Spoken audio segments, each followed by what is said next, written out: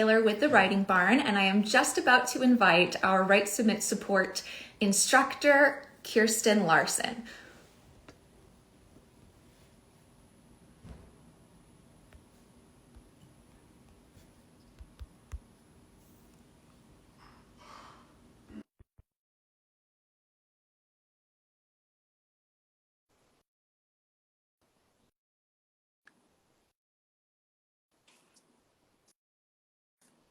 All right, let's see.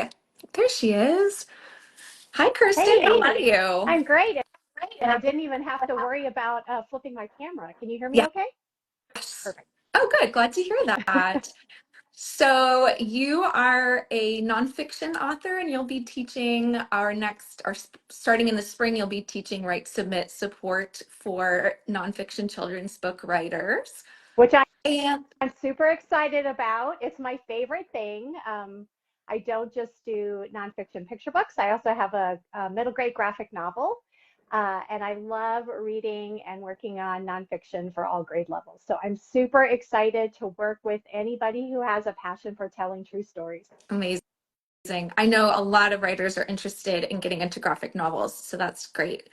Can you tell us about a nonfiction book that you read recently that you really liked? Well, this is really hard to choose, Susan, because I'm always reading stacks and stacks of nonfiction.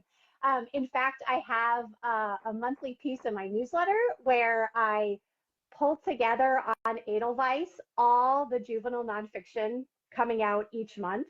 And it's normally like over 100 titles. And then I go put them all on hold at my library, and they tend to have a lot of them. So I got a Wow. stack. Yeah, I got a stack of books. And one I particularly like, which I had not heard of. This is a picture book called One Day, a true story of survival in the Holocaust. It's by Michael Rosen, illustrated by Benjamin Phillips. And I think, we have a lot of Holocaust children's stories, but I think one reason I like this one particularly is it really focuses on how do we overcome tough situations and how do we live in really difficult environments, which I think a lot of us are experiencing right now. And the focus Yep. is really on helping kids understand that it's just, moment by moment, day by day, and that we can get through really tough things. And so it's a book from Candlewick. It's beautiful, and I recommend it highly to everybody. Oh, great. Yeah, Candlewick does beautiful books, and that's a very timely recommendation because we just had Holocaust Yes, Remembrance Day earlier this we week. did. Yeah, we did. And I think it's always a challenge to think about how do we talk about tough topics for even the youngest readers, especially in picture books. But I think, I'm a firm believer, like if we read and study other people and how they do it, we can talk about really tough things with young readers. It's just what lens are you doing it through? And that's one thing I like to work with writers on, because people have Mhm. ideas for some really complex stories focused on complex topics. And so it's always a question of, okay, now how do we focus that and make it age and audience appropriate? Agree. I'm sure you're familiar with the Survivor Tree, which is written by another Right Summit Support faculty member, Marcy Colleen, and that is putting a more accessible and gentle lens on 9/11 by talking about one of the trees that survived that And tragic again, event. yeah, exactly. And it's how do you show that, right? Like how much of the actual tragedy do you need to show? And it's really expertly done with Marcy's words and Aaron Becker's illustrations. Um, and then how do we pivot and keep the focus on the tree and that story of survival and resilience and that takeaway that we can all survive hard things. So yeah, I mean that's for me that's kind of the fun stuff where we get to roll up our sleeves and figure that stuff out. Great. So tell us about a project that you're excited about. Well, behind me is my next picture book.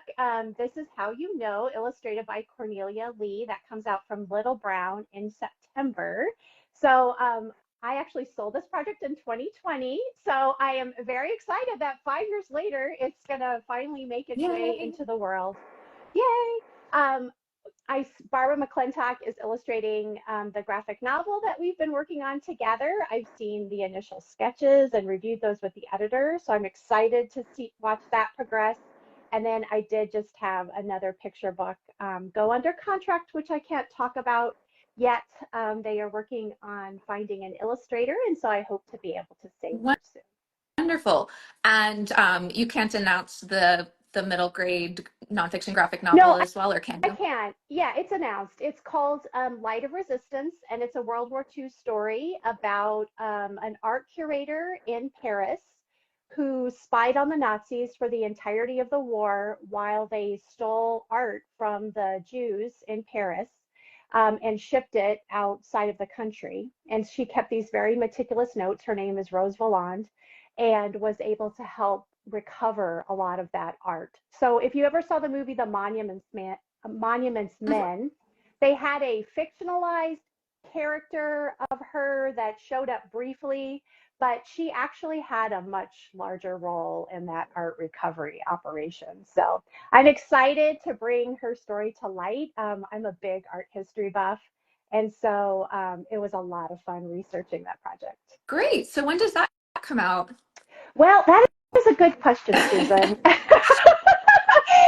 It's hard to say. I mean, I think that's one of the things about working on graphic novels is there's such a collaborative process. And of course, for an illustrator, you think about illustrating a 32, 40-page picture book. Okay, now we're talking about, a 150-page project, multiple panels per page. So at this point, I'm not even sure that we've speculated about a date. I guess it's just going to get done when it gets done. Great. Well, I'm sure that there will be lots of hungry readers to devour it whenever that day comes. It's a fascinating subject. How did you how did you come upon that subject, and what made you realize that that was the story you wanted to tell? Um, well, well, so there was once this TV show called Drunk History, Yep. which is was on Comedy Central. It's a comedy show, but the interesting thing about Drunk History is it actually shined a light and spotlighted a lot of underrepresented stories in history. And so Tiffany Haddish, who is a comedian I love, did a drunk history segment on Rose Valland, which, believe it or not, sent me down my path of researching her. And of course, my first audience that I love is writing for kids. So, and there have been some adult nonfiction books focused on kind of the entirety of Hitler's theft of art. Mhm. But I thought, this is kind of like this is an exciting spy story for kids, right? And so then it's also an opportunity to talk about the power of art and why art is important. Why is it worth maybe risking your life and saving? So we could talk about some of these larger issues. Yeah, so then I started doing research and thinking through the idea of like, what would I say to kids 8 to 12? Like, what am I trying to say to them? What do I want them to take away from this And book? So it's about the power of art and like what can we do? Like we all have the capacity to play a role, an important role in historical events and in society. great. So obviously that story is crying out for illustrations, but what made you choose the graphic novel format versus maybe a picture book?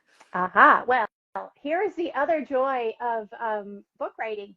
So, books are a collaborative process all the way through. So, I actually wrote this book as a picture book, and I sent it my agent sent it as a picture book out on submission. A lot of the feedback I was getting was they were having a hard time figuring out how it was going to connect with a picture book audience. I mean, it has a lot of layers, it requires a lot of context, not just historical context, but also like importance of art.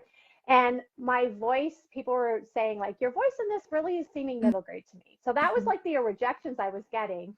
And then Emily Feinberg at Roaring Brook was like, I love this. I think it's a middle grade. What do you think about trying it as a graphic novel?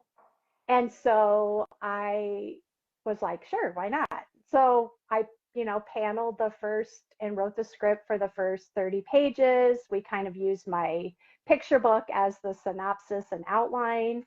And so it was not my idea. I had Oh, tried my hand, I had worked on other graphic novels um, unsuccessfully. I mean, they hadn't sold. Uh, but yes, it was Emily's idea. And so it's just a matter of saying yes and being flexible and being up for developing your craft skills, in a new way. So it was really fun to me. I like to learn new things. Awesome. Well, speaking of learning, let's talk about Write Submit support. Let's do it. What can writers expect to get out of their Write Submit support experience? And I did Write Submit support for nonfiction writers with a different faculty member. So I know it's a really, really great program, but tell me what your students can expect. Yeah, so I mean, I think just for those who don't have a lot of background in Write Submit support, I think what makes it different than another class or doing one-on-one critiques with another writer or editor or agent, it's kind of like this very holistic program. So it's not just an opportunity to get either 5 different pieces critiqued or 5 different chunks of your middle grade or YA critique. So there's a critique component, but it's also a way to kind of hold yourself accountable. It's sort of like a little mini MFA, right? So for 6 months, you're prioritizing your writing, and we have check-ins, once a month with our small group. And those are part craft development, but they're also part accountability and coaching and cheerleading. And so we also work on um, overcoming any obstacles that you're finding, getting your work done, working through any blocks that you have. So it's really like this holistic program that offers a level of accountability and also a way to work through any challenges that you're having getting your work out on the page and getting it to submission. Great. And one of the things I really like about the way it's structured as a 6-month program is that it really gives you time to grow as a writer, do research, go back and do revisions or share something new. Like there's really, you can really see the progress over those 6 months. Yeah, and I think, one of the things that I like is it can be what you want to make of it. So, if you are, for example, a picture book writer and you are focused on trying to get your portfolio of manuscripts ready to go on submission to an agent, like we can work on multiple picture books, and you can even show me one picture book 2 or 3 times if it needs it during the course of the session. Or, I've had agented and published authors before, and it's just they need some layer of structure and accountability to get a project done. Maybe they are published in another area and nonfiction is new, so they're really digging in for the first time. So, it is what you make it, right? Like you can come to it as somebody trying to polish, or you can come to it as somebody who's already published and agented, exploring a new craft element, or you just need some structure. Great.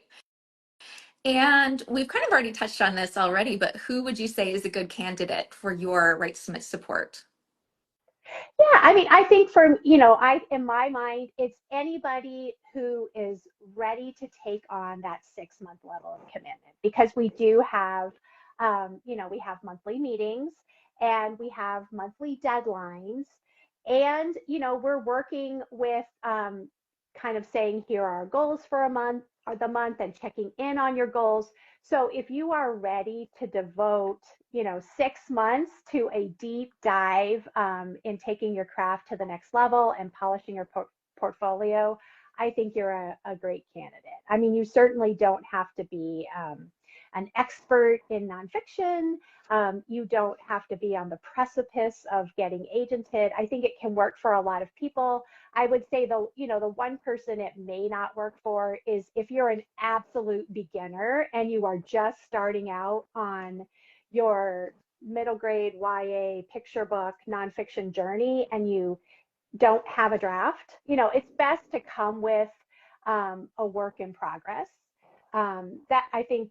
So I would just say if you're a 100% beginner, this is probably not the place for you. But just about everybody else, if you have a draft and you're willing to commit, bring it, and we'll work on it. Yeah, absolutely. In fact, the draft that I shared with my faculty member, Rob Sanders, in like the 5th month of Write Submit support was a nonfiction project that I gotten some really discouraging feedback from an agent. So I just kind of shelved it. And then once I sent it to Rob, he thought it was like the strongest project that I had shared with him from the program, and he encouraged me to dust it off and send it out. And thanks to his encouragement, and he had a few suggestions for tweaks, but that's going to be my second nonfiction picture book coming out next spring. So I'm very Yay! glad that I shared that with Rob and that he really saw the potential in that project and encouraged me to send it out.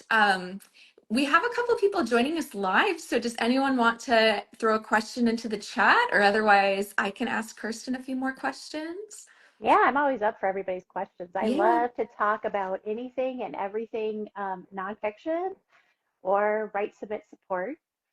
And I think one of the things that the other things that I really like with our monthly Zooms where we're all together, is I like to kind of customize the craft topics that we're focusing on based on what I'm seeing in people's work, right? So if there's a lot of kind of commonality, where we need some help figuring out how to write a nonfiction scene, or we need to figure out how to boost tension, or we need to think about how do we make sure the reader is getting like our takeaway. So I like to kind of focus the topics that we discuss during our get-togethers based on what I'm seeing in the work. So it's really a program that's customized to the people that are in it. Absolutely. What do you see as some of the biggest challenges that nonfiction writers face? Since I know you've taught at the Writing Barn, you've taught other places, you've worked with a lot of other children's book writers.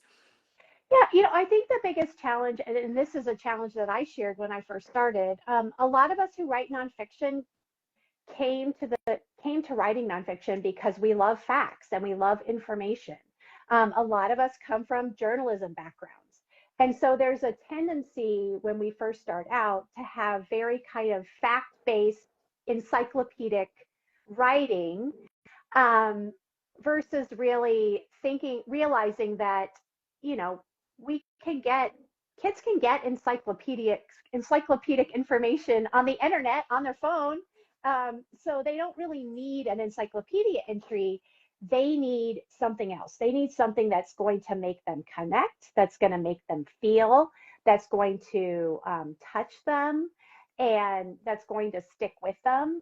And so it's really, I think the biggest shift for a lot of people who are new to nonfiction is realizing it's not just the facts, it's really about connecting with your audience and thinking about the emotional journey that you're going to take your audience on. And I think that happens in almost every book. You can even think about a book like Kari Lavelle's Butt or Face, right? A best-selling series. But kids could get a lot of that information in an encyclopedia article, but she's presented it in such a brilliant way with those close-up pictures of animals and asking, is this a butt or a face? And then you turn the page and she gives you the answer and explains why the animal has this adaptation. Why do they look this way? And how does it help them in their environment? So they're getting facts, but the joy is in the humor, and that's the emotion, right? So it's about getting that emotion on the page. Yeah, those books are also very interactive because you have the Mm-hmm. the page turn, and yeah, kids just love those. She has two Butterface books out. It's published in the UK as Bum or Oh, Face, how and funny. yeah, and she's also a Writing Barn success story. And then she told me that she has two more books that she's been working on, and then a fifth one under contract. So that it's unusual for a picture book, nonfiction book, to have legs like that, like getting five books sold as part of a nonfiction picture book series. But that concept has just been so popular with kids and teachers. Right. Yeah. Well, yeah, and the guessing game, like the interactivity, I think is really you see a lot of like competition books in nonfiction. So yeah. So I mean, it's really about connecting with your reader and emotion and like getting into the mind of a kid and thinking about what do they care about, what's going to entertain them, what's going to tug at their heartstrings, and then figuring out how we can use that. Absolutely. So you mentioned, I know that you used to work at NASA before you became a children's book author. Tell us how you went from NASA to where you are today. Yeah. Well, I've always worked. I started out in journalism, and then I worked in public relations for NASA, which is, really just another form of science communication. My audience was the general public, not specifically children. And it wasn't until I had my own children who loved nonfiction and would go to the library bookshelves, and like that is, they would go to the nonfiction section and start pulling stuff off, and I was reading books, on weather and space and transportation, by people like Melissa Stewart and others. And I thought, oh, this is kind of cool. Like, I think I could do something like this. And I think it would be a lot of fun because, I think most of us who come to nonfiction, we're really curious people. We're curious about a lot of different things. And what really appealed to me was this idea of becoming like a mini expert or a temporary expert on whatever it was that I was writing about. Because in order to explain it to a kid, you have to really have internalized the information, right? So with the fire of stars, I had to understand far more about astrophysics and astronomy than I ever thought I would in order to kind of boil it down to the essence, and be able to talk about it with kids. So I think, yeah, it was my kids' own curiosity that sort of opened the possibility up to me. Great. Well, I'm going to issue a last call for questions. Thank you, Kat, for posting the link where people can learn more about the Right Submit support. And hi, Bethany. Bethany, the founder of the Writing Barn, just hopped on. So applications for all three of our spring Right Submit support programs are due March 20th, but of course it is first come, first serve. So if you're interested in joining Kirsten's Right Submit support or any of the others, we would encourage you to get your application in early because applications are reviewed on a rolling basis. Kirsten, anything else you want to share before we sign off? Well, I think, if anything, you can tell I am very enthusiastic about nonfiction. I love working with writers. It's like one of my most favorite things. So yeah, I would, reach out, to the Writing Barn, reach out to me. But I would really welcome anybody who wants to apply. And in the meantime, you can find all of my links and everything at, KirstenWLarson.com. Like the American Girl, right? Yeah, like the American Girl doll, but I think now I might be on the first page of Google search. Oh, wow. I might be beating the American Girl doll now. I'm not sure. That's pretty impressive. All of us 90s girlies. Yes, I own one. I own one. Oh, great. I had Felicity. Well, Kirsten, thank you so much for chatting with us. Congratulations on all your upcoming books. And I know that you're going to have a really great cohort of writers to work with in the Right Submit support that starts later this spring. Thanks, everyone, for joining us. Thanks for Um, having me. the application link is in the comments and also in the bio links as well for the Writing Barn. All right. Take care. Take Thanks, care, everyone. everybody. Hi, writers.